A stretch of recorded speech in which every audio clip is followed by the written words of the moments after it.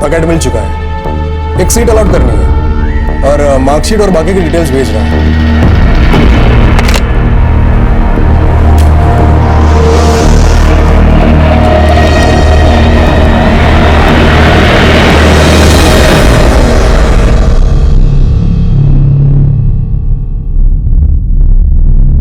अच्छा बेटा, एक बात बताओ, कल रात तुम्हारा फोन क्यों बंद आ रहा था? मम्मा वो फोन की बैटरी डाउन हुई, फोन चार्ज करना भूल गई। चिंता की कोई बात नहीं है मम्मा, मैं बिल्कुल ठीक हूँ। सुनो, एक हफ्ते में तुम्हारा एडमिशन हो रहा है। क्या? कहाँ? सरप्राइज। मेडिकल कॉलेज में। पर मम्मा मैंने अभी अभी तो ये कॉलेज ज्वाइन किया है। वो सब छोड़ के यहाँ अपने घर आ रही हो और मेडिकल कॉलेज ज्वाइन कर रही हो। Oh thank you so much mama, thank you so much. इसमें थैंक यू की क्या बात है बेटा, तुम ही तो हमारा सब कुछ हो। लव यू मम्मा।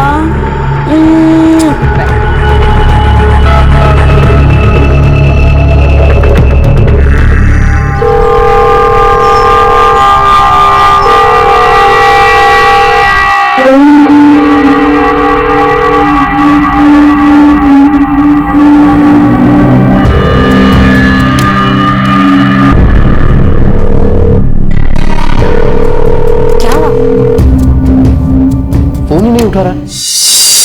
पापा प्लीज अब ज्यादा टेंशन मत लीजिए, दुनिया में यही एक आखिरी चीज नहीं है। बेटा तुम टेंशन मत लो, मैं सब संभाल लूंगा। हेलो अनिल, अरे ये कैलाश राजवंश तो फोन ही नहीं उठा रहा है। मैं 4 दिन से फोन करने की कोशिश किए जा रहा हूँ। चंद्रप्रकाश, मैं खुद भी उसे बात करने की कोशिश कर रहा हूँ, पर पता नहीं क्या प्रॉब्लम है। मैं ऐसे करता हूँ, उसे मिलने की कोशिश करता हूँ पर्सनली। अनिल, ये मेरी बेटी के करियर का सवाल है। मैंने उससे मेडिकल कॉलेज में एडमिशन दिलवाने का वादा किया है और अब ये कैलाश मुझसे धोखा कर रहा है। चंद्रप्रकाश, गुस्सा मत हो, मैं पता करता हूँ कि वो जवाब क्यों नहीं दे रहा।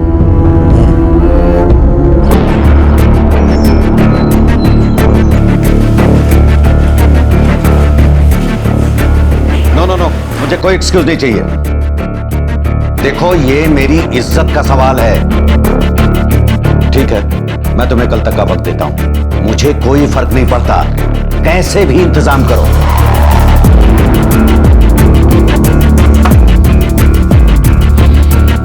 मेडिकल कॉलेज में एडमिशंस, सीट देने के लिए टेबल के नीचे से पैसों का लेन देन हो रहा। एक रिश्वत जिससे कई लोगों की मुट्ठियां गर्म हो रही थी, जिसमें क्लाइंट का एजेंट, एडमिशन अरेंज कराने वाला और एडमिशन देने वाली अथॉरिटी शामिल थी। भ्रष्टाचार की मजबूत कड़ियां।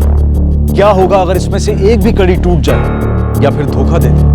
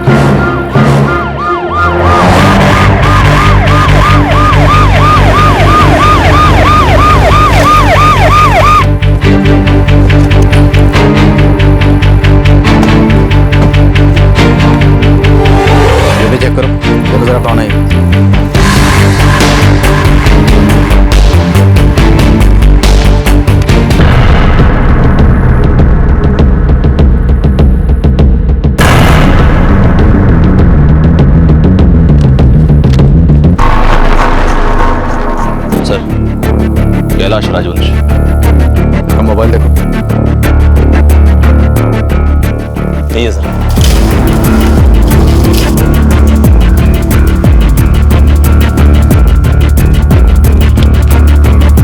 सर, मुकेश राजवंश हो सकता है किसी रिश्तेदार का हो।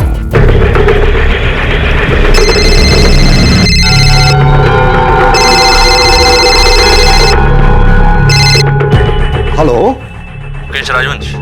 जी हाँ, मुकेश बोल रहा हूँ। कैलाश राजवंश आपके रिश्तेदार है? जी हाँ, कैलाश मेरा छोटा भाई है। जी, मैं PSI रवि गेरा बोल रहा हूँ, गुल टिकरी पुलिस स्टेशन। क्या बात है सर? जी, हमें गुल टिकरी सड़क के किनारे से कैलाश राजवंश की लाश मिली। क्या? कैलाश इसी शहर में रहता था, उसकी बीवी और बेटा मेरी फैमिली के साथ चंडीगढ़ में रहते हैं। कोई दुश्मनी या राइवलरी का चक्कर? जी नहीं सर, मेरे मुताबिक तो ऐसी कोई बात नहीं है। वैसे कैलाश अपने काम के बारे में मुझसे या अपनी वाइफ से कभी कोई बात नहीं करता था। वैसे सर हर वीकेंड पे वो चंडीगढ़ जरूर आता था। उनका बेटा कितने साल का है? सर 11 साल का। ये किसके लिए था? जी मुझे इसके बारे में कुछ नहीं पता।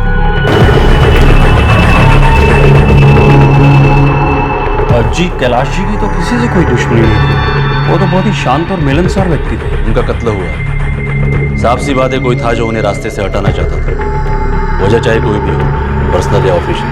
सर उस दिन कैलाश जी ऑफिस आए थे, मैं मिला भी था उनसे। एक डॉक्यूमेंट पर उनके दस्तखत लेने थे, मैं उनके कैबिन में गया था। उनका एक दोस्त मिलने आया था उनसे, और लंच के बाद करीबन 2 बजे अपने दोस्त के साथ ऑफिस से बाहर चले गए थे। उनका दोस्त कौन था? पंकज शर्मा।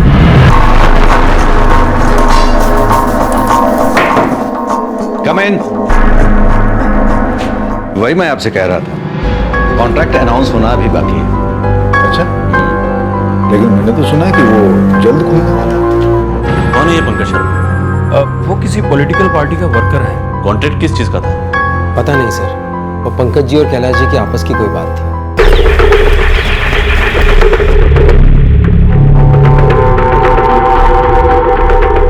सॉरी सर, पता नहीं चल पा रहा ये ड्राफ्ट किसके लिए है।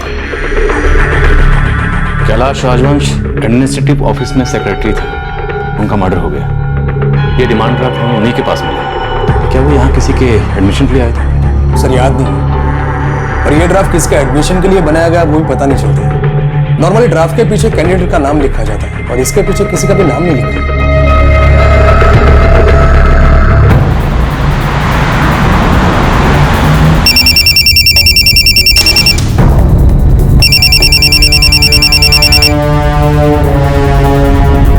हेलो, पंकज शर्मा। हाँ जी, PSI रवि गेरा बोल रहा हूँ, बुल टिकरी पुलिस स्टेशन। जी बोलिए। कैलाश राजवंश का खून हो चुका है। क्या? लेकिन ये हुआ कैसे? कब हुआ?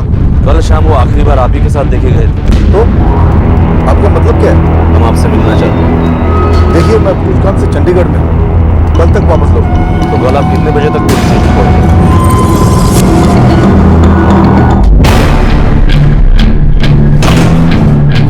पंकज शर्मा जिसे कैलाश राजवंश के साथ आखिरी बार देखा गया था, वो कल सुबह 10 बजे तक यहाँ पहुंच जाएगा, और तब तक हमें कैलाश राजवंश के कॉल रिपोर्ट भी मिल जाएंगे। कैलाश राजवंश के कत्ल का ताल्लुक कहीं इस मेडिकल कॉलेज के एडमिशन से तो नहीं?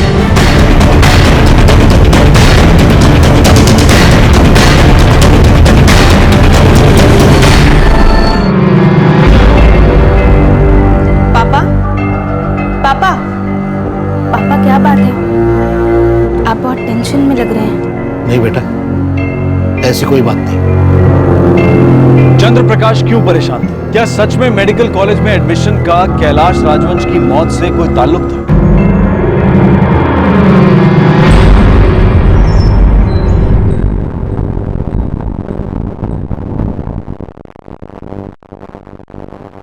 बेटे, हम जानते हैं पिछले साल तुम्हारी तबीयत ठीक नहीं चल रही थी, इसलिए तुम ठीक से तैयारी नहीं कर पाई थी। पर फिर भी इतने बुरे मार्क्स नहीं है इसके। कोई बात नहीं पापा, मैं कॉलेज में ज्यादा मेहनत करूंगी। मतलब मेडिकल कॉलेज में ना? नहीं पापा, मेरे उतने अच्छे मार्क्स नहीं आए कि मुझे मेडिकल कॉलेज में एडमिशन मिल जाए। लेकिन बेटे, यही तो तुम्हारा सपना है। देखो बेटा, उदास मत होना। तुम्हारा सपना इस तरह से मैं जाने नहीं दूंगा, और मेडिकल कॉलेज जाना तुम डिजर्व करती हो, तो तुम्हारा सपना जरूर पूरा होगा। पर पापा, जब मेरे इतने अच्छे मार्क्स आए ही नहीं है तो मुझे कंप्लेन भी नहीं करनी चाहिए। मैं कुछ करता हूँ, कोई ना कोई रास्ता जरूर निकल आएगा।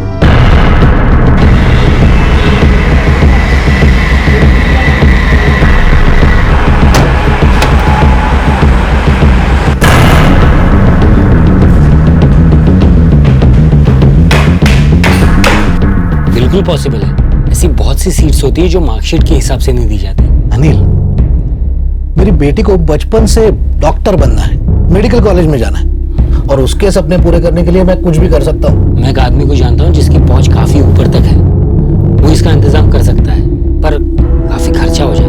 उसकी फिक्र तुम मत करो, हर हाल में मुझे अपनी बेटी का सपना पूरा करना है।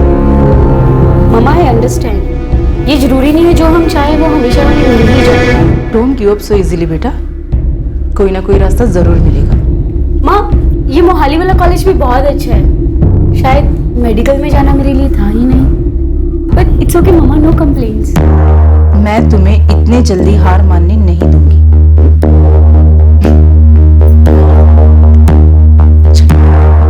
ये हेवी हो गई है बैग।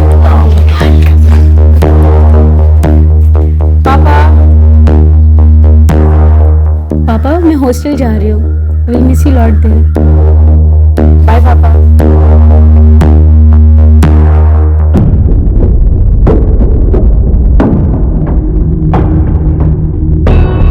सर आप लोग अंदर जा सकते हैं।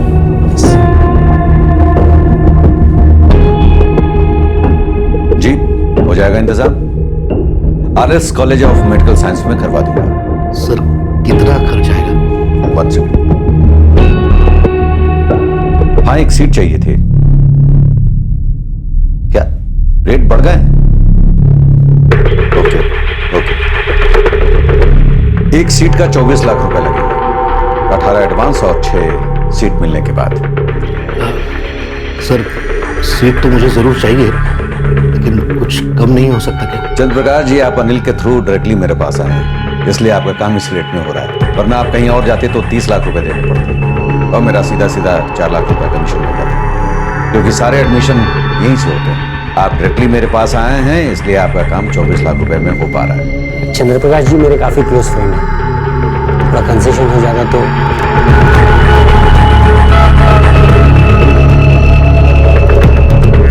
हेलो, देखिए ये मेरे बहुत करीबी हैं, अगर कुछ कम हो सके तो बहुत अच्छा रहेगा।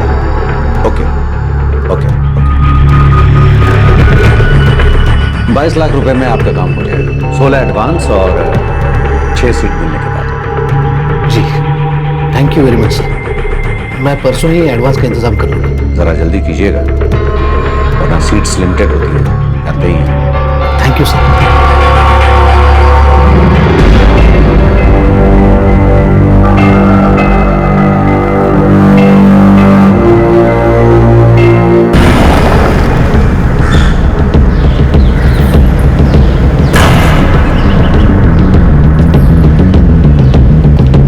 दोपहर 2 बजे वो तुम्हारे साथ ऑफिस से निकले थे। ऑफिस के कई लोगों ने उन्हें तुम्हारे साथ जाते हुए देखा था। आप पंकज? हाँ। अरे कैलाश, टेंडर जैसे ही खुलेगा मुझे बता देना। ये पूछने की बात है क्या? हाँ, 2 बजे के करीब हम साथ में ही निकले थे। कैलाश को गुल टेकरी जाना था, तो मैंने उसे वहां ड्रॉप किया और मैं चंडीगढ़ के लिए निकल गया।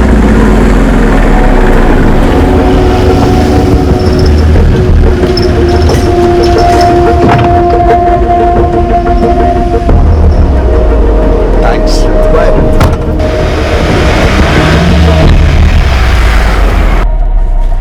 मिस्टर पंकज शर्मा, तुमने कैलाश राजवंश को क्यों मार डाला?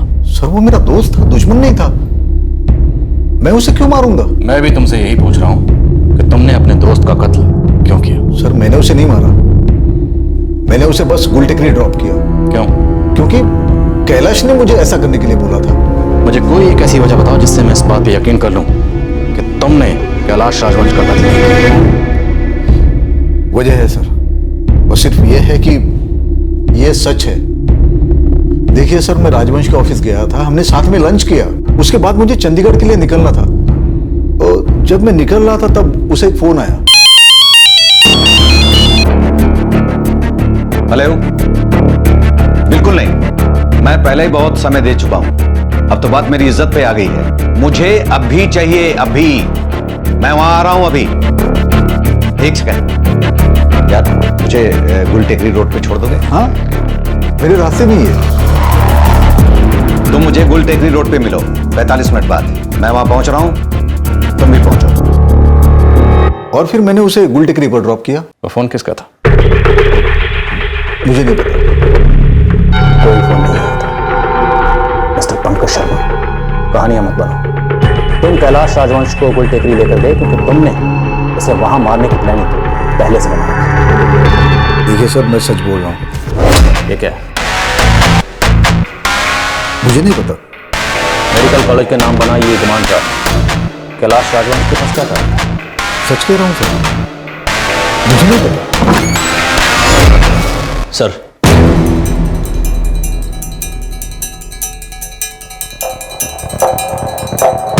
सर राजवंश की मौत 3:30 बजे हुई थी। उस वक्त पंकज शर्मा चंडीगढ़ के रास्ते पर थे। हो सकता है उसने प्लान किया हो, इसलिए पहले से बहाना तैयार रखा। कैलाश राजवंश के फोन रिकॉर्ड्स में क्या आ रहा है? सर कैलाश राजवंश को 444783 नंबर से 16 अगस्त को दोपहर को 1:55 पर एक कॉल आया था। इसका मतलब है पंकज शर्मा फोन के बारे में सच बोल रहा है, लेकिन जरूरी नहीं है कि वो इस सब में शामिल नहीं है। पता करो ये नंबर किसका है।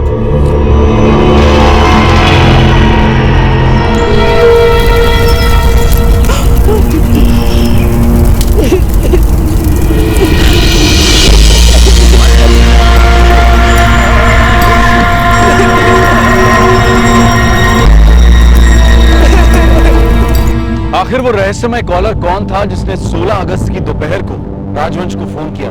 क्या उस कॉलर का राजवंश की हत्या से कोई लेना देना था?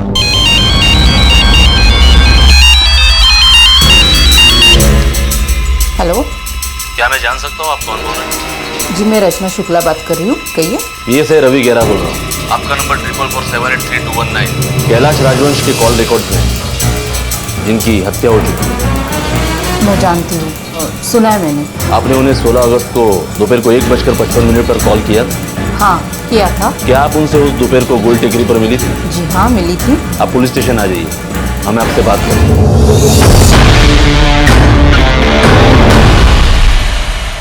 मैंने कैलाश जी से कुछ पैसे उधार लिए थे, वो उन्हें लौटाने थे। आप भी पंकज शर्मा की तरह किसी पॉलिटिकल पार्टी की वर्कर हैं? जी हाँ, और मेरा खुद का प्रॉपर्टी कंसल्टिंग का बिजनेस भी है। कितने पैसे लौटाए थे उनको? 16 लाख कैश?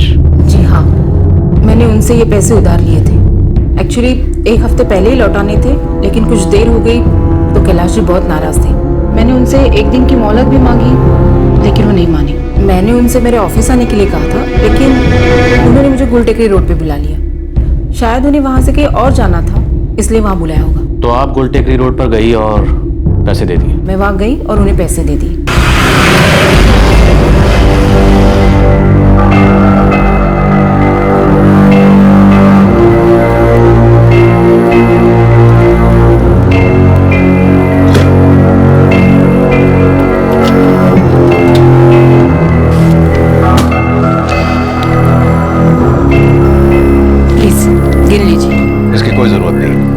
मुझे आप पे पूरा भरोसा है।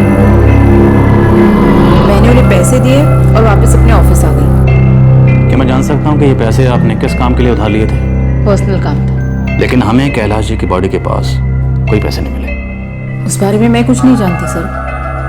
शायद उन्होंने वो पैसे किसी और को दिए होंगे, या फिर उन्हीं पैसों के लिए उनका खून हुआ हो।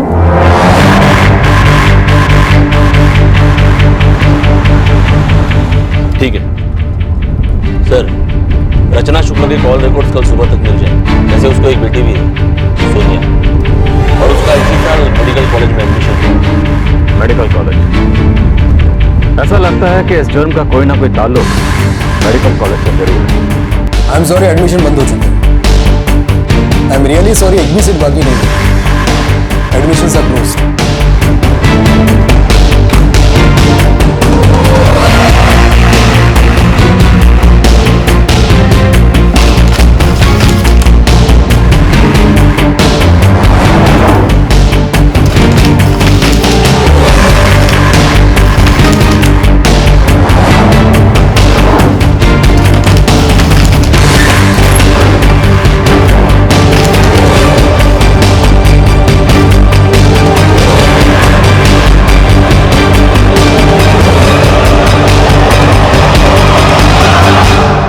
Shri RS college of medical science. Preeti Singh, daughter of Chandra Prakash Singh.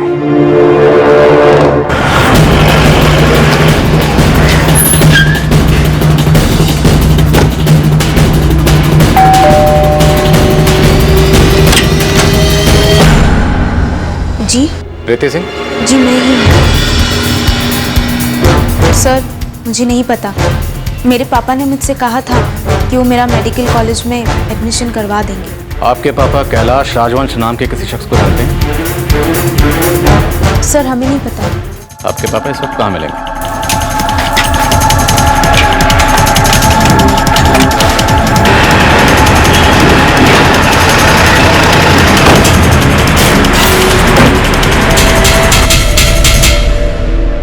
जी, मैंने मेरी बेटी का एडमिशन करवाने के लिए कैलाश राजवंश को 16 लाख रुपए दिए थे। और अपने पैसे वापस लेकर आपने कैलाश को मार डाला। ये क्या कह रहे हैं आप? ना ही मुझे अपने पैसे वापस मिले, ना ही मेरी बेटी का मेडिकल कॉलेज में कोई एडमिशन हुआ।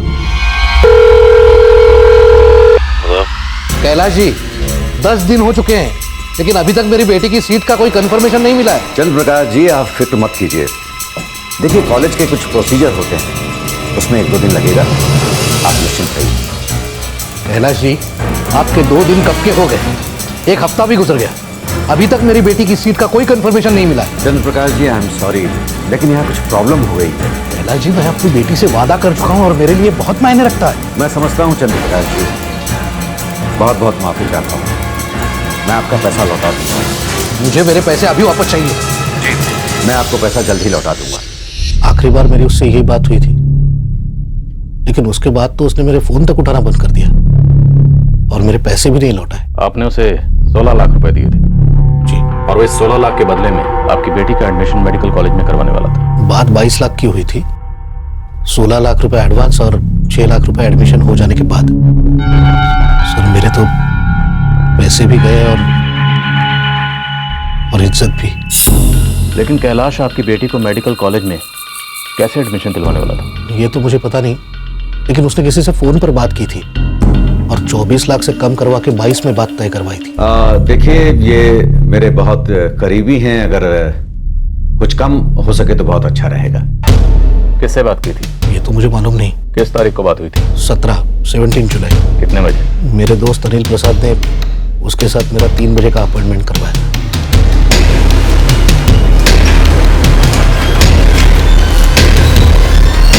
सर,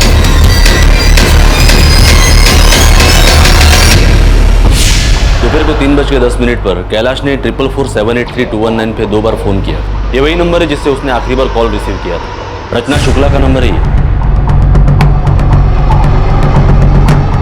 रचना शुक्ला, पक्का ये कोई एडमिशन रैकेट है। इसमें रचना शुक्ला का इन्वॉल्वमेंट सिर्फ 16 लाख के लोन तक ही सीमित नहीं है। पक्का वो इस एडमिशन रैकेट में भी शामिल है।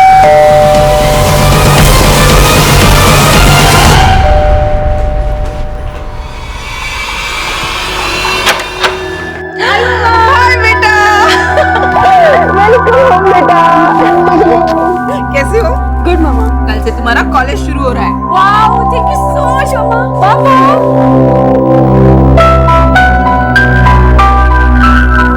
यू नो पापा, मेरा मेडिकल में एडमिशन हो गया है।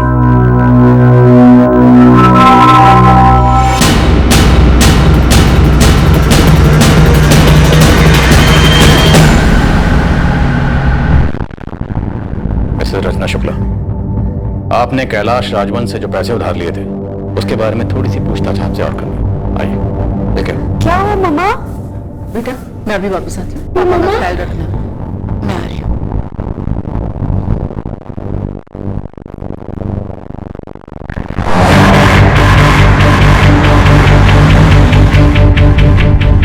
मिसेस रचना शुक्ला, पैसे देने के बाद भी आप गुल टेकरी पर ही थी।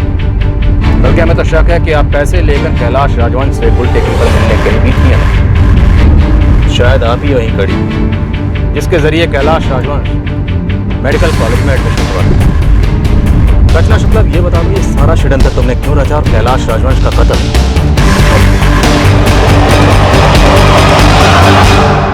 कितना खर्च आएगा? 1 सेकंड।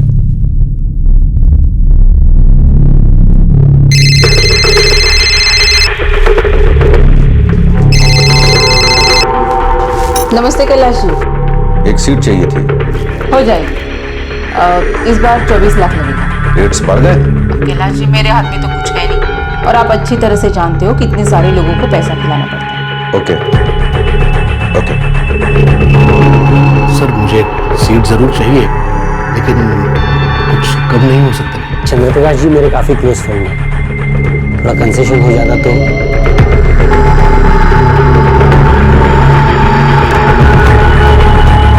हाँ देखिए, ये बहुत करीबी है मेरे, अगर आप कुछ कम कर सके तो बहुत अच्छा हो। कैलाश जी, अब आपसे क्या छुपा है? आप जानते हो ये सब कितना मुश्किल है। कम से कम 22 में करवा दूंगी, इससे कम होना मुश्किल है। ओके।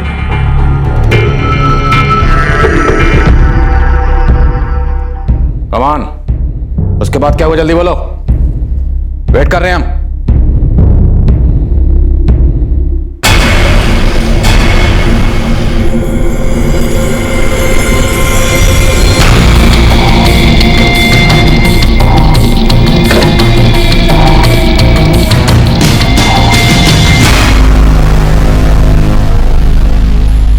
कैलाश जी, मेरे पास अभी इतने पैसे नहीं है, प्लीज मुझे और थोड़ा टाइम दे दीजिए। सारे पैसे गए कहाँ? चंद्र प्रकाश की बेटी को सीट भी नहीं मिली। कैलाश जी, मैं कह रही हूँ ना, मैं आपका पैसा लौटा दूंगी, बस और थोड़ा वक्त दे दीजिए। बस बहुत हो गया रचना, मुझे मेरा पैसा अभी तुरंत चाहिए, वरना मैं तुम्हारा जीना मुश्किल कर दूंगा। जानती हो ना मुझे। कैलाश जी ने सच में मेरा जीना मुश्किल कर दिया था, पैसे के लिए बार बार फोन करते थे। तो तुम वो कड़ी हो जिसके जरिए कैलाश मेडिकल कॉलेज में एडमिशन करवाता था। मैं कॉलेज में उनका सारा इंतजाम करा देती थी। उसे मारने में तुम्हारा कोई साथी भी था? मैं उन्हें मारना नहीं चाहती थी, कैलाश जी रुकने के लिए राजी नहीं थे।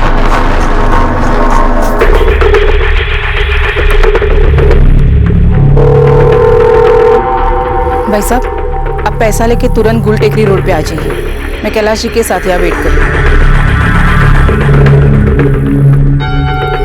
मतलब तुम्हारे पास पैसे थे रचना, तुम मेरे साथ धोखेबाजी कर रही थी।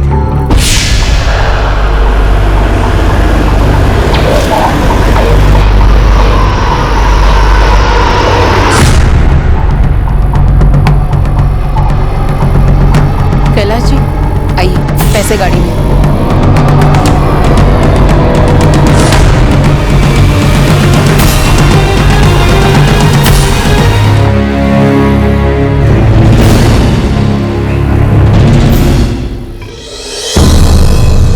अब मुझे मेरा हिस्सा कब मिलेगा? मिलेगा, बहुत जल्द मिलेगा। ये 16 लाख चंद्रप्रकाश वाले थे?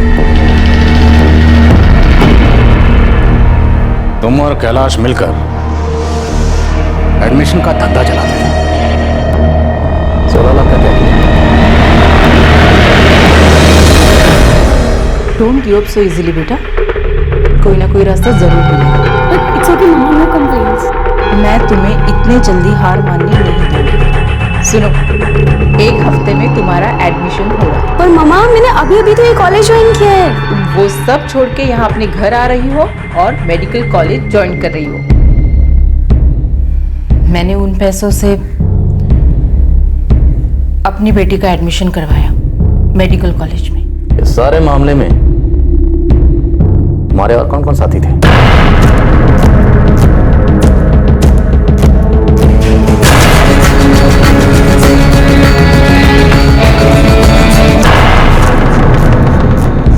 हाँ साहब, मैंने किया ये, लेकिन क्या करता साहब, मेरे पास कोई चारा नहीं था। ये रचना मैडम बहुत बड़ी धोखेबाज है। मैं पंचकुला में प्रॉपर्टी ब्रोकर हूँ। 6 महीने पहले इसने मुझे शिमला में एक प्लाट दिखाया था, जिसके लिए मैंने इसे साहब 5 लाख रुपए भी दिए थे। लेकिन साहब जब उसने मुझे प्लाट के पेपर्स दिए, वो फर्जी थे और अभी मेरे पैसे भी नहीं लौटा रही थी। इसके लिए तुमने कैलाश को मार डाला? साहब मैंने रचना को पैसे के लिए कई बार फोन किया। उसने मुझे बोला कि अगर मैं उसका ये काम कर दूं तो मुझे 5 लाख रुपए तो देगी ही, 3 लाख रुपए और भी देगी, और अगर मैंने मना कर दिया तो मुझे एक पैसा भी नहीं मिलेगा। मैं फंस गया था साहब, मेरी मेहनत की कमाई थी। अपनी मेहनत की कमाई और 3 लाख रुपए एक्स्ट्रा पाने के लिए तुम किसी का भी कत्ल करोगे? बाकी दोनों हिस्ट्री शीटर है, इनके खिलाफ सिरसा और पंचकुला थानों में क्रिमिनल रिकॉर्ड्स है।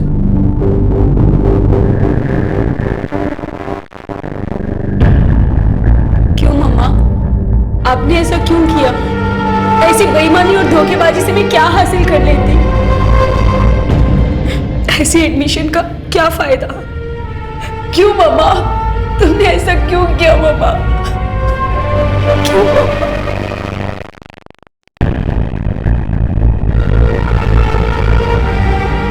क्यों पापा, आपने ऐसा क्यों किया? पापा, अगर मुझे पता होता कि आप रिश्वत देकर मेरा एडमिशन करवाएंगे तो मैं पहले ही मना कर देती। नहीं पापा, इस तरह से मुझे अपना सपना कभी पूरा नहीं करना था।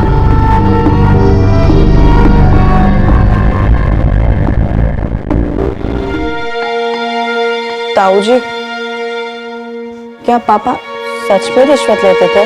पता नहीं अमित, मुझे नहीं पता।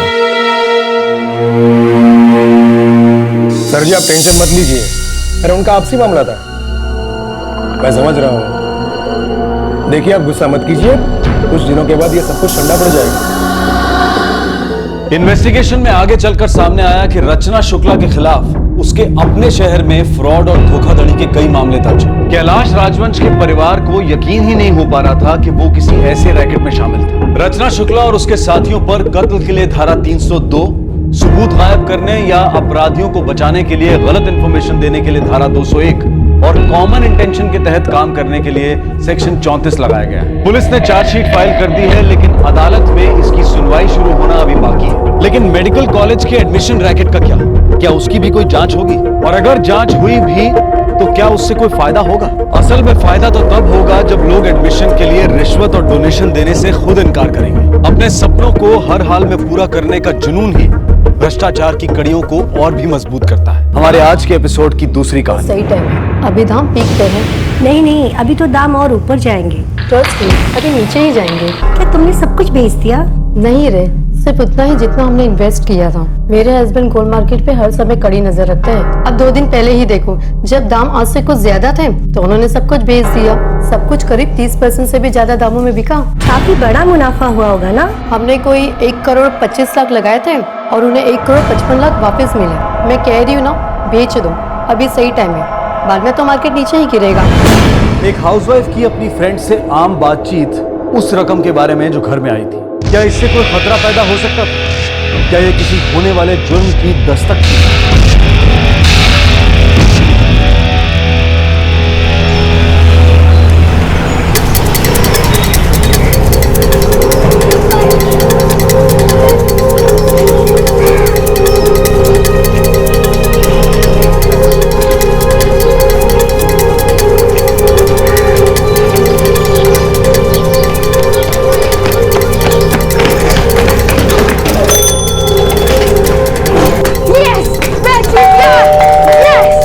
जीता मैं। अरे पीयूष, मैं जीत गया। साहिल, क्या तुम लोग हमेशा बंदरों की तरह उछलते रहते हो? स्कूल में भी यही सब करते हो क्या? मम्मा, बहुत भूख लगी है, जल्दी से कुछ खाने को दो। हाँ, दे रही हूं। एक को हमेशा भूख लगी रहती है तो दूसरे को टीवी देखने से फुर्सत नहीं है। और ये बैग उठाना, ये जूते उठाना, ये सब करने के लिए मम्मी है ना। और पीयूष, तू क्या यहाँ पे टीवी देख रहा है? चल फटाफट चल के पहले यूनिफॉर्म चेंज कर, बाद में टीवी देखना। करता हूँ ना। अभी कर जाके, नहीं तो तेरा डीजी कार्ड है ना, उठा के बाहर फेंक दूंगी, समझा? फटाफट जल्दी, 5 मिनट में। पहले मैं जाऊंगा। मम्मी जल्दी से नाश्ता दो। हाँ, दे रही हूँ, आराम से।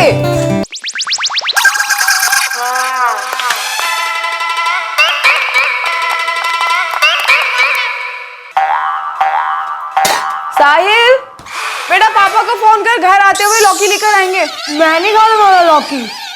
मैं भी नहीं खाऊंगा लौकी पौकी। साहिल, तू फोन कर रहा है या बनाऊं दोनों के लिए करेले की सब्जी? करेले की सब्जी करता हूँ।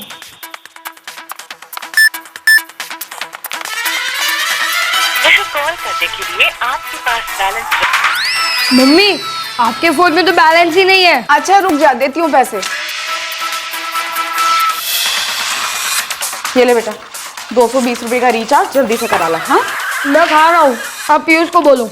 मैं भी नहीं जाऊंगा, मैं टीवी देख रहा हूँ। दोनों में से कोई एक जाके रिचार्ज करा के लेके आओ, नहीं तो ना रख के दोनों को थप्पड़ पड़ेगा। हाँ, पीयूष तू जाना, वैसे भी दुकान बाजू में ही है। अच्छा ऐसी बात है, तो एक काम कर, तू ही जा।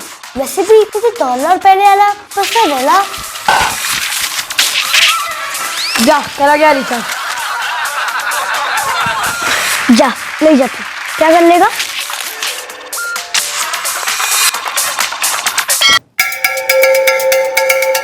साल में बोल रहा हूँ, जल्दी कर लगा दे। पहले जा रिचार्ज करा गया, फिर ही लगाऊंगा। पकड़। मम्मी मम्मी, क्या कर रहे हो तुम लोग? क्या हो गया? देखो ना, उसने बिजली निकाल दिया। ये रिचार्ज नहीं करा के आ रहा है। पीयूष ने नाश्ता भी नहीं किया, तू जा ना। मेरा भी आधा नाश्ता बाकी है। पीयूष बेटा तू ही जाके करा लेना। जितनी देर से तुम लोग झगड़ा कर रहे हो ना, अभी तक तो करके भी आ जाता। जा पैसे दो उसको। करा गया रिचार्ज। अच्छा बच्चा जा।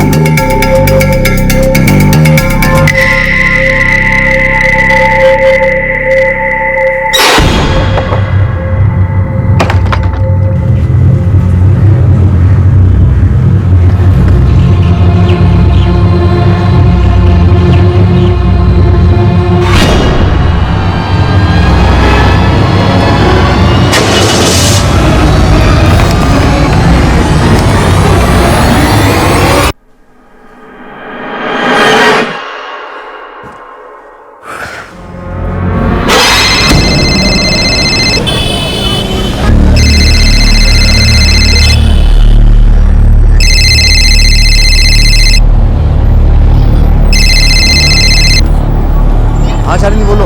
पापा साहिल बोल रहा हूँ। हाँ बोलो बेटा। पापा मम्मी ने कहा है कि घर लौटते समय लॉकी लेते आना। ठीक है, लेता हूँ। ओके पापा।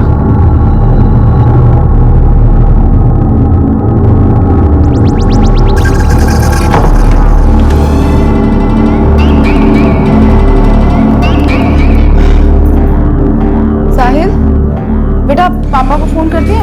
हाँ अभी किया। और ये पीयूष कहाँ रह गया? अभी तक आया नहीं? नहीं अभी तक आया नहीं है, लेकिन उसने रिचार्ज करवा दिया, तब भी मैंने कॉल किया। अरे लेकिन अभी तक कहाँ रह गया? उसको गए हुए तो लगभग आधा घंटा होने आया है। कहीं खेलने लग गया होगा।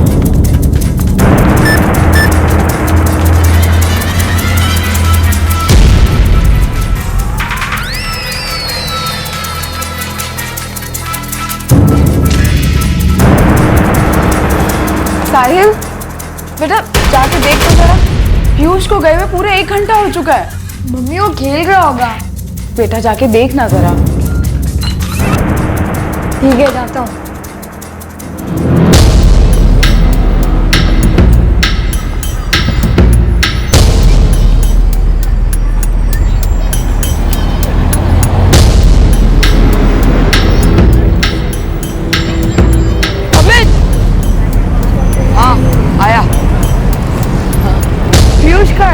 पता नहीं, वो तो यहाँ नहीं आया। वो खेलने नहीं आया? नहीं। आओ।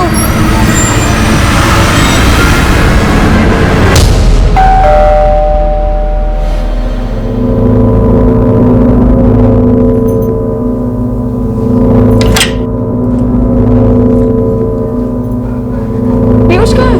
पता नहीं मम्मी, वो कॉलेज में तो नहीं है। पता नहीं मतलब कहाँ चला गया? 1 मिनट मम्मी, मैं चला देखता हूँ कहीं वो चेतन के घर तो नहीं।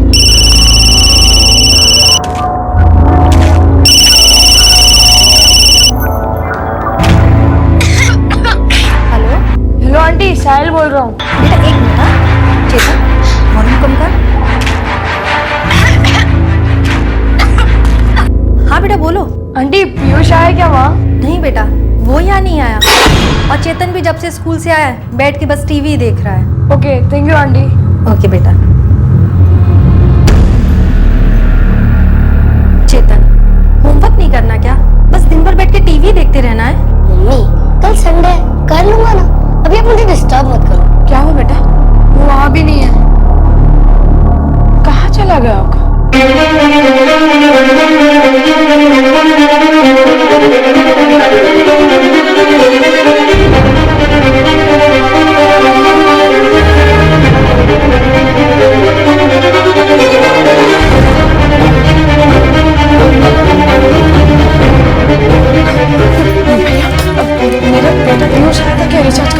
हाँ आया तो था, फिर तुरंत रिचार्ज करा के चला गया था।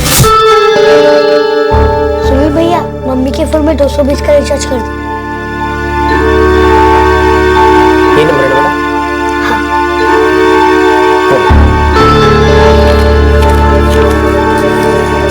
Thank you. लेकिन वो अभी तक घर नहीं पहुंचा। पता नहीं भाभी जी, वो आपके घर की तरफ ही गया था। क्या मतलब नहीं मिल रहा? अरे कहीं खेल रहा होगा। कहीं नहीं मिल रहा है, सब जगह ढूंढ चुके हैं, सारे दोस्तों को भी फोन कर चुके हैं। अरे मुझे बहुत डर लग रहा है। ठीक है, मैं घर आता हूँ। वो जरूर किसी दोस्त के यहाँ ही होगा। मैं आ रहा हूँ। वो यही गई होगा मम्मी, लेकिन कहाँ जाए? सब जगह तो ढूंढ चुके हैं उसे।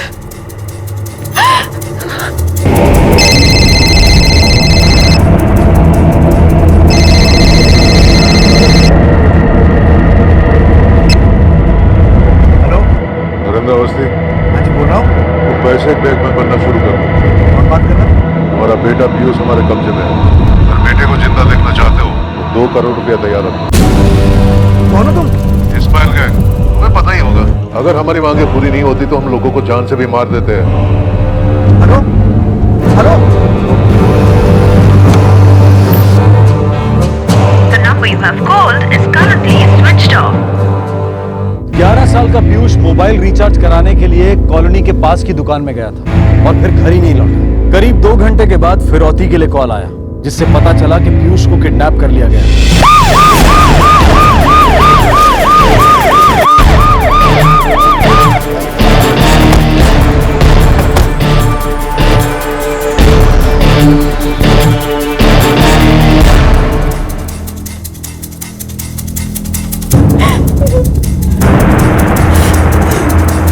सर, उसने कहा कि वो लोग इस्माइल गैंग से हैं। आपसे 2 करोड़ मांगे। जी सर, 2 करोड़ बोला। इतना पैसा है आपके पास? नहीं सर, मैं छोटा सा व्यापारी हूँ। जरूर उन लोगों को कुछ गलतफहमी हुई है सर। सर, वो नंबर जिससे फोन आया था अभी बंद आ रहा है। उस नंबर की सारी डिटेल्स ट्रैक करो। वो मोबाइल रिचार्ज शॉप और आसपास सभी जगह चेक करो, शायद किसी ने कुछ देखा हो। Yes sir.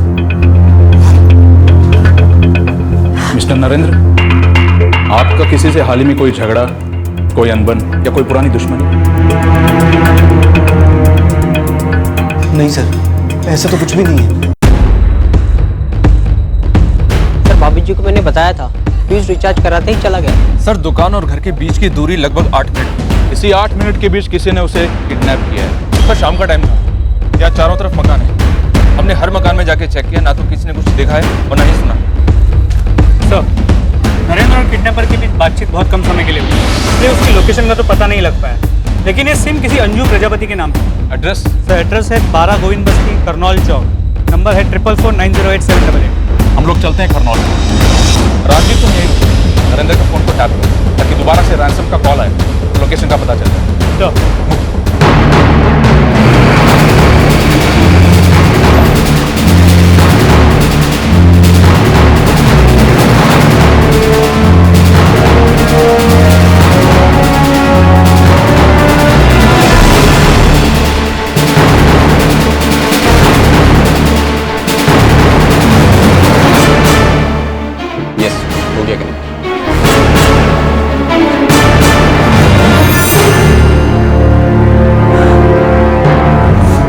नरेन, क्या कर रहे हैं लोग? किडनैपर्स को ट्रेस करने की कोशिश कर रहे हैं।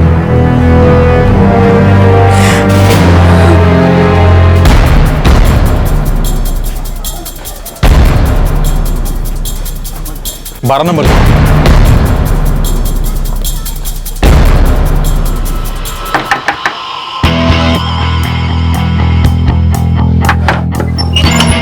जी, अंजू प्रजापति। अंजू प्रजापति?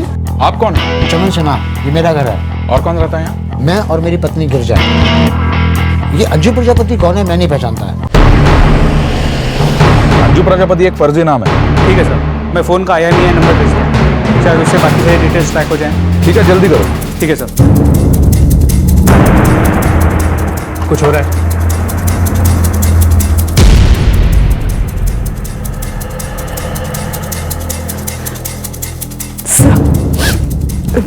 पीयूष की फोटो। Thank you. ये लेके पुलिस स्टेशन गए। सर, इस इस्माइल गैंग की कोई जानकारी नहीं मिल रही है। लगता है सारी फर्जी हिंट्स हमें जानबूझकर गुमराह करने के लिए दी गई हैं। इस्माइल गैंग, अंजू प्रजापति। सर इसमें कहीं कोई अंदर की बात तो नहीं है?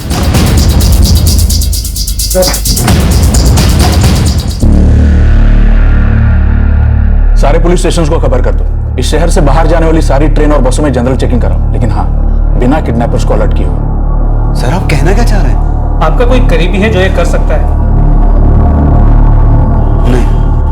नरेंद्र जी कोई हमारे साथ गेम खेल रहा है, जानबूझकर फेक क्लूज देकर हमें गुमराह करने की कोशिश कर रहा है।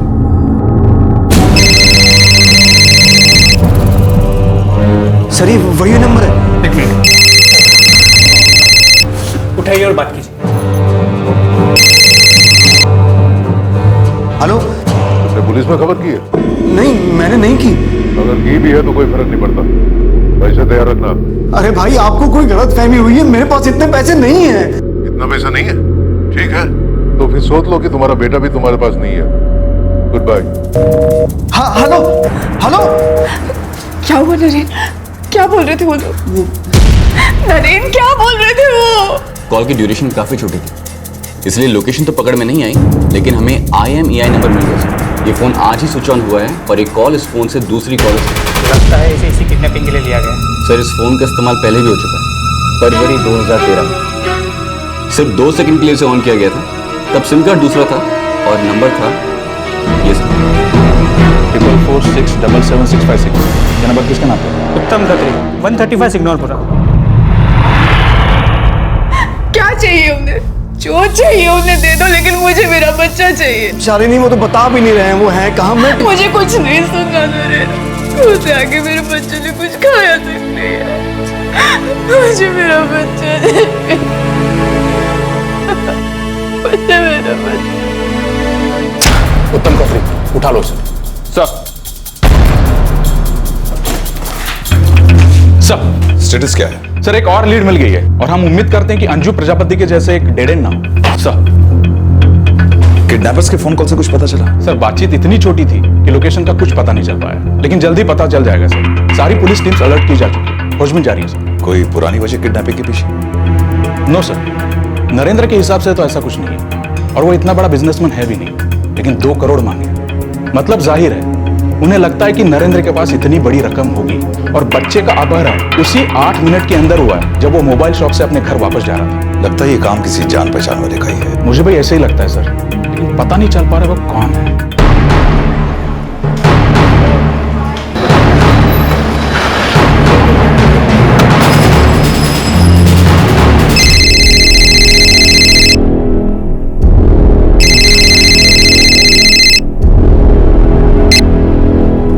हेलो, पैसे तैयार है? हाँ मैं पैसे दे दूंगा आप, लेकिन मेरे बेटे को कुछ मत करना प्लीज। ये सुन के अच्छा लगा, अब सब कुछ तुम्हारे हाथ में ही है। प्लीज आप पैसे की रकम थोड़ी सी कम कर दीजिए। 2 करोड़ जैसी रकम रातों रात इकट्ठा करना बहुत बहुत मुश्किल काम है। और कल संडे भी है, बैंक भी बंद है। ठीक है, मैं पैसे कम कर देता हूँ, फिर तुम्हारा बेटा भी थोड़ा कम ही मिलेगा तुम्हें, एक हाथ के बिना। नहीं, मेरे बच्चे को कुछ मत करना प्लीज। सुनिए, उनसे कहिए एक बार हमारे बच्चे से हमारी बात करा दे, हम उसकी आवाज सुन ले। एक बार हमारे बच्चे से बात करा दो भाई। ये तभी होगा जब पैसे हमारे पास आ जाएंगे, मैं फिर फोन करूंगा, तब तक बैग तैयार रखना। मैं पैसे दे दूंगा पक्का। 2 करोड़ रुपया पूरा, बिल्कुल कम नहीं होना चाहिए। फिर आप मुझे थोड़ी सी मोहलत और दे दीजिए। ठीक है, जितना चाहे उतना टाइम ले लो, तुम्हारा बेटा तो हमारे पास ही है। हेलो, गुड इनफ सर, अब हम लोकेशन तक पहुंच जाएंगे।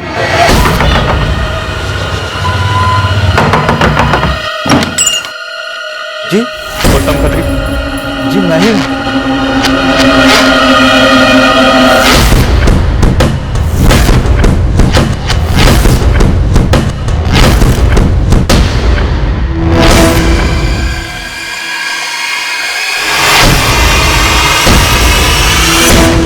बोल बच्चा कहाँ है? कौन बच्चा साहब? पीयूष कहाँ है? पीयूष कौन पीयूष साहब? मैं किसी पीयूष को नहीं जानता हूँ। सीधी तरह से बता दे, नहीं तो उल्टा लटका दूंगा तुझे। आप क्या बात कर रहे हैं? मैं किसी पीयूष को नहीं जानता हूँ साहब।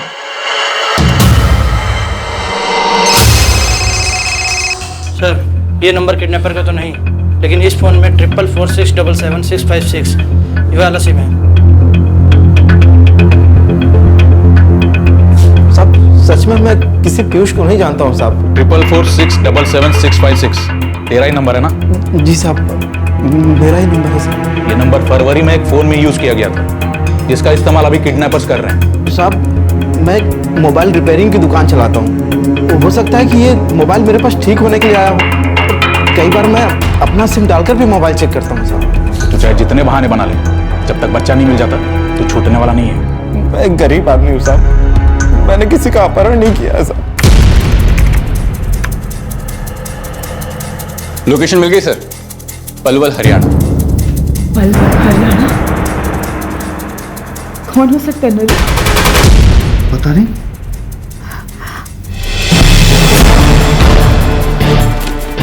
सर, कॉल पलवल से की गई थी और राजदीप टेक्निकल टीम के साथ एग्जैक्ट पिन पॉइंट लोकेशन पता करने की कोशिश कर रहा है। सारी डिटेल्स चेक करो और इसे तब तक नहीं छोड़ना जब तक हम बच्चे तक नहीं पहुंच जाते। मैं एक टीम के साथ निकल रहा हूं। पल्लवल में ना तो कोई रिश्तेदार है, ना ही कोई जान पहचान वाला। शालिनी, तुम किसको जानती हो?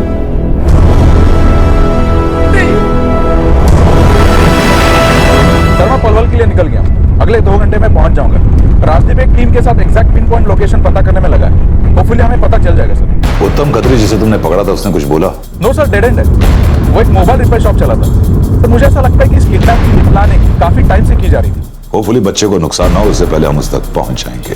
पीयूष को गायब हुए 8 घंटे बीत चुके थे, लेकिन अभी तक ऐसा कुछ पता नहीं चल पाया था कि इस किडनैपिंग के पीछे आखिर था कौन। ऐसा लग रहा था कि यह किसी की सोची समझी प्लानिंग है, लेकिन किडनैपर्स ने एक भी निशान पीछे नहीं छोड़ा था। सभी सुराग किसी जान पहचान वाले के इस किडनैपिंग में शामिल होने की तरफ इशारा कर रहे थे, लेकिन साफ साफ कुछ पता नहीं चल पा रहा था। क्या पलवल का रास्ता पुलिस इन्वेस्टिगेशन को सही राह पर ले जाने वाला था?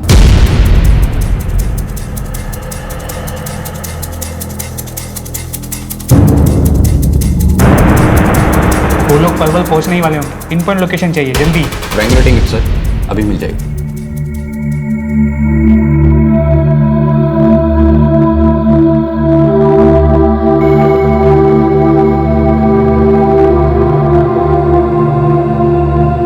मुझे पीयूष को वहां जाने नहीं देना चाहिए था। सब मेरी गलती है। नहीं बेटा, ऐसे नहीं बोलते। स्कूल से आके उसने कुछ खाया तक नहीं था। मुझे भी आज ही भेजना था उसे रिचार्ज कराने के लिए।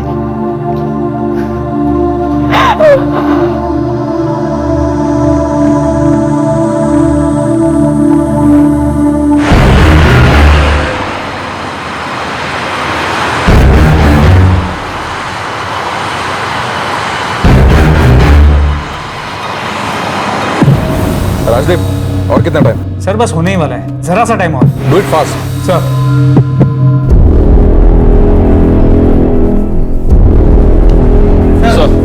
रजिश, बैग तैयार करो। 2 करोड़ मांग रहे हैं ना, नोट के साइज के कागज कटवाओ और उस पे असली नोट लगा दो। अगर हम पलवल में सही जगह तक नहीं पहुंच पाए तो हमें फिरौती के साथ तैयार रहना पड़ेगा। मुझे तो उस बच्चे की फिक्र हो रही है।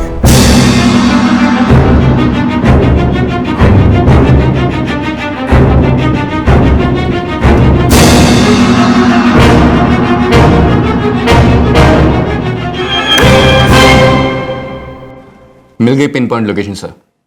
ये पलवल का एक गांव है। मुझे एड्रेस लो।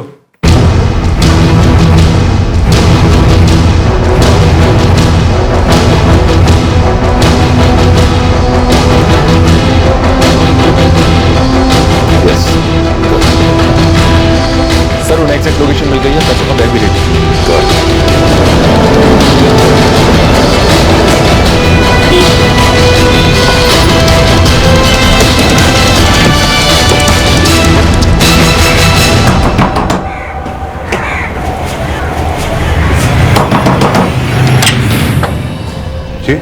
चल अंदर, अंदर चल। चलो फैल जाओ अंदर, सब जगह ढूंढो, एक एक कोना।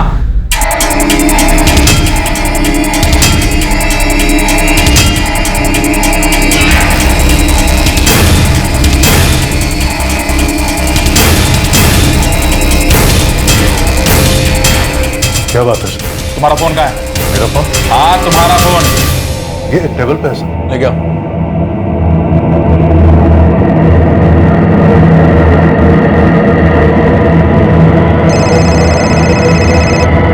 साहब अंदर सब जगह देख लिया, कोई बच्चा नहीं है। अच्छा, कौन बच्चा सर? मैं तो यहाँ अकेला रहता हूँ सर। वो बच्चा पीयूष कहाँ है? पीयूष? कौन पीयूष सर? आप क्या बात कर रहे हो सर? फिरौती के फोन इसी घर से किए गए थे, तुम हमें धोखा नहीं दे सकते। सर मैं एक छोटा मोटा ठेकेदार हूँ, आप क्या बात कर रहे हो? मेरे कुछ भी समझ में नहीं आ रहा। अरेस्ट कर लो इसे। चल।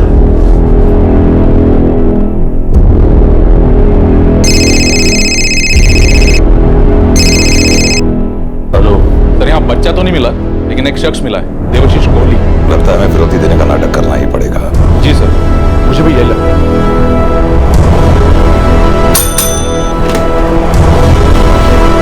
सर टीम तैयार रखो, हमें अपनी कॉल का वेट करना है, शायद हमें फिरौती देनी पड़े। सर ओके सर, ठीक है। मिला पीयूष वहां? नहीं। क्या करें? कैसे मिलेगा मेरा बेटा? ना पैसे हैं, ना पैसों का इंतजाम करने का टाइम है। मैंने तो आपको कल रात को ही कहा था, उन्हें जो चाहिए दे दो, बस मेरा बच्चा ले आओ। लेकिन आपने मेरी एक भी सुनी। अगर मेरे बच्चे को कुछ हो गया ना, तो तुमको कभी माफ नहीं करोगे, कभी माफ नहीं करोगे। पता नहीं किस हाल में होगा मेरा बच्चा। देखिए आप शांत हो जाइए, पैसे हमने तैयार कर लिए, बस हमें फिरौती के अगले फोन का इंतजार है।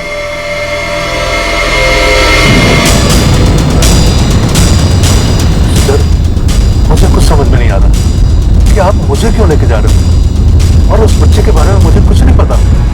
हमें अच्छे से पता है कि तुम झूठ बोल रहे हो।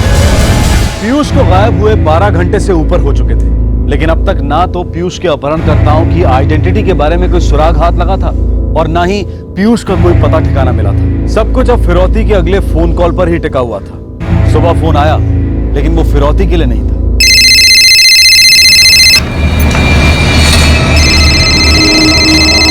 ये कोई और नंबर है? फोन उठाइए, हो सकता है वो लोग किसी और नंबर से फोन कर रहे हैं। उठाइए। हेलो हेलो पापा। पीयूष? पीयूष? पीयूष? हेलो हेलो पापा, आप क्या आओ और प्लीज मुझे यहाँ से ले जाओ। तू कहाँ है बेटा? पापा मैं रोहतक में हूँ। रोहतक? तू ठीक तो है ना बेटा? मैं ठीक हूँ और मुझे बहुत भूख लगी है। पीयूष बेटा तू ठीक है ना? कहाँ है तू?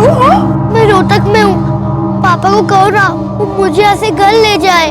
हाँ बेटा हम लोग आ रहे हैं तुझे लेने। हाँ मुझे बात करनी है। पीयूष, मैं तुम्हारे पापा का फ्रेंड बोल रहा हूँ। बेटा तुम किसके फोन से बात कर रहे हो? मैं पार्किंग लॉट वाले भैया के फोन से बात कर रहा हूँ। उनको देना जरा। हेलो, आपका नाम क्या है? जी राजू। और ये पार्किंग लॉट कहाँ पे है? साहब ये रेलवे स्टेशन के पीछे है। साहब सुबह एक आदमी इसको और कार को यहाँ छोड़ गया था, फिर मैंने बच्चे को रोते हुए देखा तो बात की थी उससे। उसने कही जी पापा से बात करा दो। ओके, बच्चे का ध्यान रखो, पुलिस की एक टीम वहाँ जल्दी आ रही है। तब तक तुम बच्चे को कुछ खिला देना और उसका ध्यान रखना। ठीक है साहब। ठीक है रजनीश, तुरंत रोहतक स्टेशन के पास वाले पार्किंग लॉट के लिए निकलो, पीयूष वहीं है। सर अच्छी खबर, ऑलराइट, बच्चा मिल गया। बेहतर यही होगा कि तुम सब कुछ उगल दो। ये किडनैपिंग किस लिए थी? देखो जो भी है सब कुछ सच बता दो, क्योंकि मेरे पास तुमसे अच्छे से बात करने का कोई कारण नहीं है।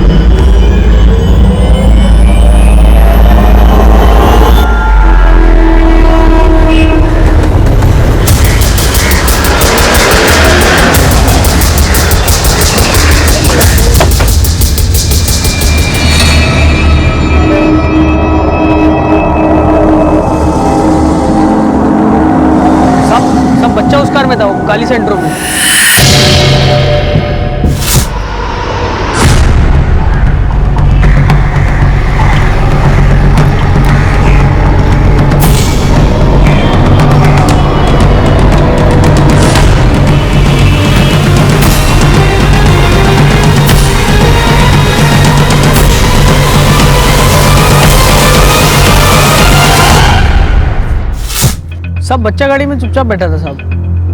सब ये रो भी नहीं रहा था, इसलिए मुझे कोई शक ही नहीं हुआ। मुझे लगा वो आदमी उसका बाप होगा या कोई रिश्तेदार होगा। फिर तब जब ये रोने लगा तो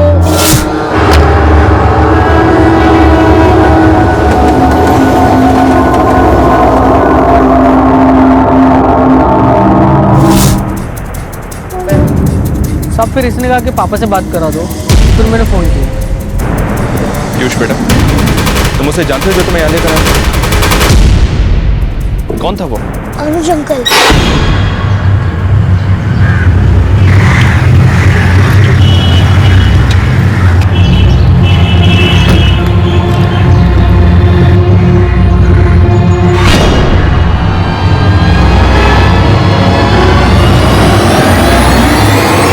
कौन है ये अनुज अंकल?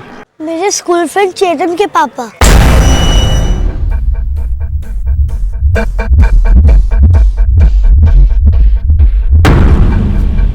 पीयूष हमारी टीम के साथ वापस आ रहा है। अनुज भाई साहब,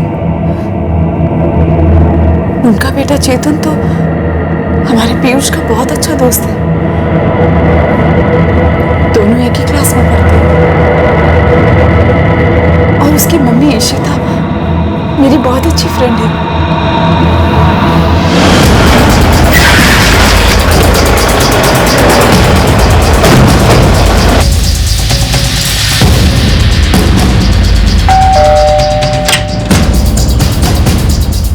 आपके पति अनुज कहाँ है? The number you have called is currently switched off. Sir, उनका फोन तो स्विच ऑफ आ रहा है। कहाँ वो मुझे नहीं पता। मेरे पति रियल एस्टेट का काम करते हैं। कल वो बाहर गए थे, उन्होंने कहा था कि वो 2 दिन बाद वापस आएंगे। क्या बात है सर? आपके पति ने आपके बेटे के फ्रेंड पीयूष को किडनैप किया। क्या? मुझे नहीं पता था कि अनुज अंकल मुझे किडनैप कर लेंगे। वो तो मेरे फ्रेंड चेतन के पापा है, इसलिए मैं उनकी गाड़ी में बैठ गया।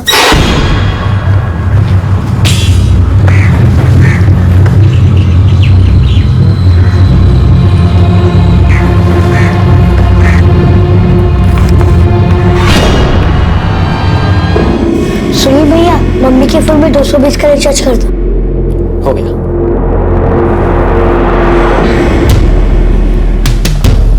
पीयूष बेटा, कहाँ जा रहे हो? घर। चलो आओ, छोड़ देता हूँ घर।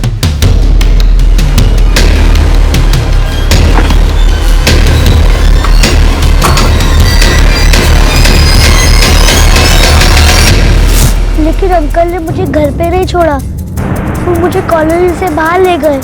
मुझे डर लगने लगा। इससे पहले मैं कुछ पूछता कि मैंने देखा गाड़ी में और एक अंकल बैठे थे। अंकल, आप मुझे कहाँ ले जा रहे हो? चुपचाप बैठ, झापड़ पड़ेगा। वो मुझे शहर से बाहर ले गए, पता नहीं कहा, और उन्होंने मुझे घर के अंदर रखा। और आज सुबह उन्होंने मुझे गाड़ी पर पार्किंग लॉट के अंदर छोड़ दिया। बच्चा मिल चुका है, इस सब में अनुज का हाथ था। बोलिए, अब ये बताओ, सबके पीछे तुम्हारा क्या रोल था? सर, मैंने तो अपने घर से सिर्फ फिरौती के लिए फोन किया था बस। तुम्हारा बेटा पीयूष हमारे कब्जे में है। अगर बेटे को जिंदा देखना चाहते हो, 2 करोड़ रुपया तैयार रखो। फिर आप मुझे थोड़ी सी मोहलत और दे दीजिए। जितना चाहे उतना टाइम ले लो, तुम्हारा बेटा तो हमारे पास ही है। हमारा निशाना एकदम ठीक था। वो फोन कहाँ है जिससे कॉल किए थे? अंदर के कमरे में, फ्लोर के टाइल्स के नीचे।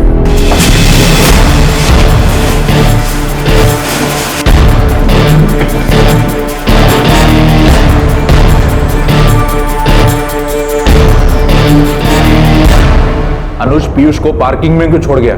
मुझे नहीं मालूम सर, मैंने तो सिर्फ उसे ये बोला था कि पुलिस मुझ तक पहुंच चुकी है।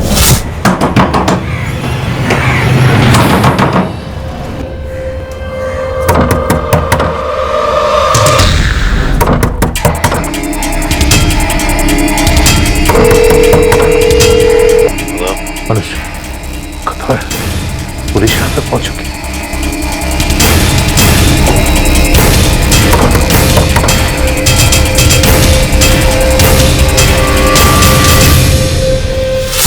और कितनी किडनैपिंग कर चुके हो तुम लोग? इस फोन का फरवरी में भी इस्तेमाल हुआ था। इसमें एक मोबाइल शॉप वाले का नंबर 444677656 भी डाला था। नहीं साहब, और कोई अपहरण नहीं किया। मैं एक ठेकेदार हूं साहब, और वो रियल एस्टेट ब्रोकर सर। हम दोनों का धंधा ठीक से चल नहीं रहा था। मैं पहले वहीं काम कर रहा था, तब से उनको जानता हूँ। उसने बोला कि किडनैपिंग करके पैसा कमाने का बहुत बड़ा प्लान है उसके पास। तो हम लोगों ने एक फोन खरीद लिया। वो फोन रिपेयर शॉप पे तो हम लोग इसलिए गए थे कि हम लोग देखना चाहते थे कि वो फोन ठीक से चल भी रहा है या नहीं।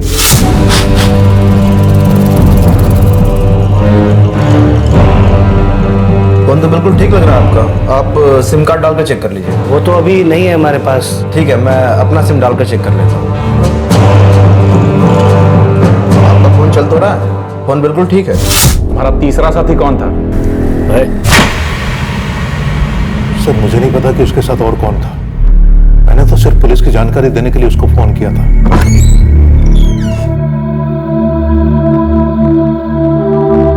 पीयूष, कैसा है बेटा तू? ठीक है ना?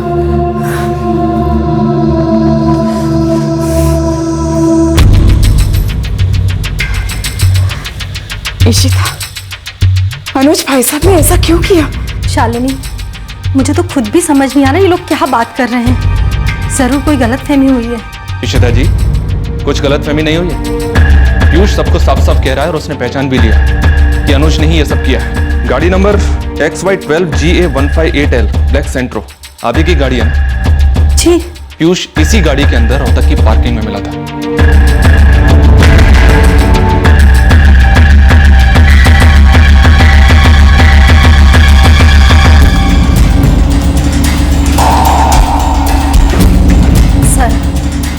मेरे हस्बैंड कभी भी ऐसा काम नहीं कर सकते।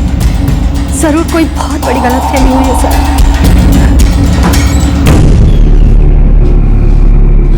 अनुज, ये लोग आपके बारे में क्या बात कर रहे हैं? यही है अनुज अंकल जो मुझे लेके गए थे।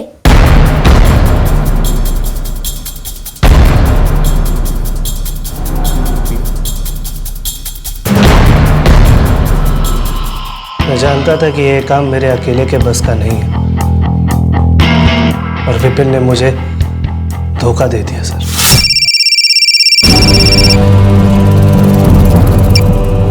हाँ कोहली जी। खतरा है, पुलिस यहाँ तक पहुंच चुकी। कोहली जी, आप फिरौती वाले फोन को पहले बंद करके कहीं छुपा दीजिए। मैं कोई ना कोई रास्ता निकालता हूँ, आप पुलिस को कुछ बताइएगा मत। क्या हुआ? कोहली जी, क्या पुलिस पहुंच चुकी है जो फिरौती के फोन कॉल कर रहे थे। यही तो दिक्कत है, मुझे इस चक्कर में पड़ना ही नहीं चाहिए था। वो बच्चा तो तुझे जानते हैं ना, अगर हम रकम ले भी लेंगे तब भी इस मुसीबत में पड़ी जाएंगे। देख भाई, इतना आगे आके पीछे हटना बेवकूफ़ी होगी। भाई वैसे भी हम फंस तो चुके ही है ना। मुझे माफ कर, मुझे इस चक्कर में और नहीं पड़ना है। यार विपिन, मुझे लगा कि ये काम मैं अकेले नहीं कर पाऊंगा, इसलिए इरादा बदल दिया और बच्चे को छोड़ दिया।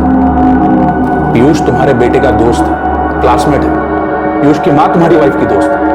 अनुज, तुम्हें ऐसा कैसे लगा कि उसको किडनैप करके तुम बच जाओगे? काफी बड़ा प्लॉट है, लेकिन थोड़ा दूर है, इसलिए हम उसे बेच के ना कहीं अच्छी जगह इन्वेस्ट करने की सोच रहे हैं। शालिनी, आपकी डील पक्की हो गई है? हाँ, लगभग फाइनल ही है। नरेन तो बता रहे थे कि बहुत अच्छी डील है, पूरे 2 करोड़ रुपए मिलेंगे। इशिता, पता है इस फ्रॉड की वजह से 2 साल में हमको 40% का प्रॉफिट हुआ है। ये तो बड़ी अच्छी बात है। फिर कहाँ इन्वेस्ट करने का सोचा आपने? यहीं कहीं आसपास। शालिनी, अनुज रियल एस्टेट का ही काम करते हैं। अगर आप लोग अपनी डील उनके थ्रू करवा लेते तो क्या है ना, आजकल उनका धंधा कुछ ठीक नहीं चल रहा। अरे इशिता, ये भी कोई कहने की बात है? मैं नरेन से बात करती हूँ।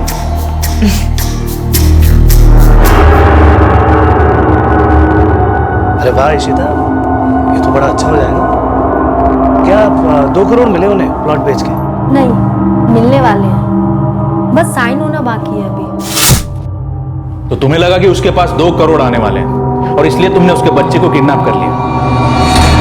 अगर तुझे फिरौती मिल जाती या तेरे साथी ने तुझे बीच रास्ते छोड़ा नहीं होता तब तो तूने पीयूष को ठिकाने लगा दिया होता, क्योंकि वो तुम्हें जानता है। नहीं सर, मैं उसे छोड़ देता। मैं 7-8 महीने के लिए कहीं चला जाता, गायब हो जाता और फिर अपनी फैमिली को भी वहां बुला लेता। वैसे भी मेरा धंधा तो कुछ खास चल नहीं रहा था। तू काफी टाइम से किसी ना किसी को किडनैप करने की सोच रहा था ना? वो तुम्हारा साथी विपिन दुबे कहाँ है?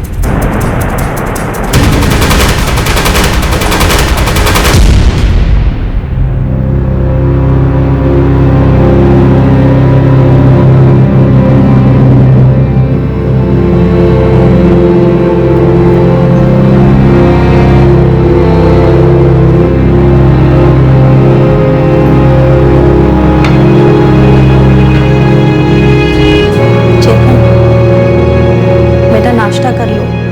हाँ मम्मी, कर लूँगा। फर्स्ट पॉकेट में रख रही है। हाँ टिफिन ले चल जल्दी कर। आजा पीयूष, पूरा टिफिन खत्म करके आना। ध्यान से जाना दोनों। हाँ बाय मम्मी। बाय बाय पापा। बाय। सुनो, स्कूल के बाद गाड़ी का इंतजार करना। ओके पापा।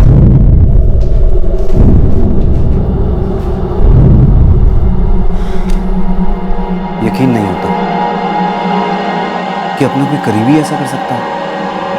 अगर उनकी हालत इतनी खराब थी तो इशिता हमसे मदद भी तो मांग सकती थी। उसके सामने मुंह खोलकर मैंने बहुत बड़ी गलती की। अनुज और उसके दोनों साथी देवाशीष कोहली और विपिन दुबे न्यायिक हिरासत में हैं। उनके खिलाफ धारा 364A फिरौती के लिए अपहरण के तहत FIR दर्ज की गई है। एक आदमी पर लालच ऐसा सवार हुआ कि फिर उसे ख्याल ही नहीं रहा कि उसकी इस हरकत का उसके परिवार पर क्या असर पड़ेगा। बिजनेस का ठीक से ना चलना एक बच्चे की किडनैपिंग जैसे संगीन अपराध के लिए बहाना नहीं हो सकता। ये बहुत ही डरावना लगता है कि आपके करीबी लोग भी ऐसा कर सकते हैं। हमारा उद्देश्य ये नहीं है कि आप अपने मन में अपने नजदीकी लोगों के लिए डर पैदा कर लें, लेकिन हाँ, किसी से भी अपने पैसे के बारे में बातचीत करना सही नहीं है, फिर चाहे वो कोई भी हो।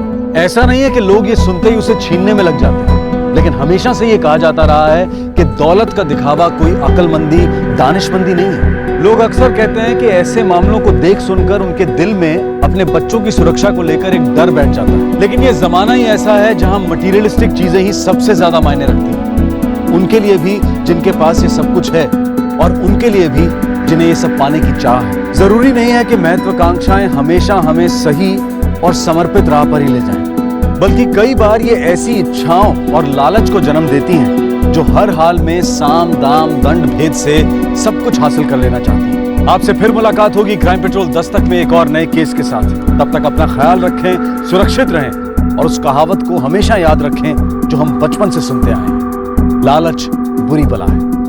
जय हिंद। इस तरह के और भी एपिसोड देखने के लिए हमारे चैनल को सब्सक्राइब करें और बेल आइकन दबाना ना भूलें।